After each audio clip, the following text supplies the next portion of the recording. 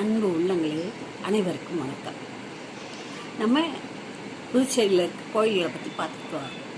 அதில் முருகன் கோயிலை பார்க்குறோம். கதிர்காமம் கதிர்வேல் சாமி கோயிலை பற்றி பார்த்துக்கிட்டு இருக்கோம்.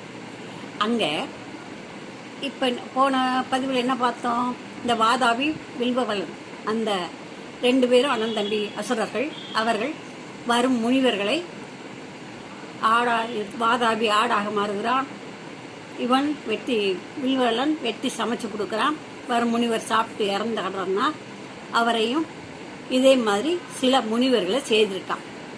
இதை கேள்விப்பட்டு அந்த பக்கமாக அகத்தியர் வாரார். இமயமலையிலிருந்து அகத்தியர் உழவர்கரை சிவன் கோயிலுக்கு வாரார். பார்க்கணும் அப்படின்னு சொல்லிட்டு வாரார். அப்படி வரும்போது இங்கே ஏன்னா அவர் தமிழ் கற்றுக் கொடுக்கணுங்கிறக்கா வராரு, ஆசிரமம் அமைக்கணும்னு. அப்படி வரும்போது இங்கே இவன் விருந்துக்கு வாங்கன்னு கூப்பிட்றான் வில்வவலன். சரின்னு வந்து வாரேன்ப்பான்னு சொல்லிடுறாரு. அவர் அவனுடைய நோக்கத்தை தெரிஞ்சுக்கிறாரு. என்னத்துக்காக நம்மளை விருந்து கூப்பிட்றான், ஆஹா இப்படி 2-3 பேரை கொண்டு விட்டானா சரி இவனை ஒரு கை பார்க்கணும் அப்படின்னு நினச்சிட்டு சரின்னு சொல்லிட்டு சமைச்சு வச்சுருக்காங்க. இவர் போய் நல்லா குளிச்சுட்டு தியானம்லாம் முடிச்சுட்டு போய் சாப்பிட போகிறாரு. சாப்பிட்றாரு. வாதாபியை நல்லா ஆடாயிருந்தான். அவனை நல்லா சமைச்சு போட்டிருக்கான். சாப்பிட்ருக்காரு. இவர் சாப்பிட்டு முடித்த உடனே உட்கார்ந்துருக்காரு, ஓய்வு எடுக்கிறாரு. அப்போ இந்த வில்வவலன் வந்து வாதாபி வெளியே வா, வாதாபி வெளியே வான்னு கூப்பிட்றான்.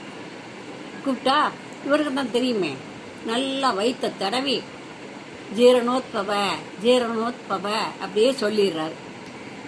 ஒரு மந்திரம் சொல்லிடுறாரு அகத்தியர். ஜீரணம் ஆயிடுறான் வாதாபி.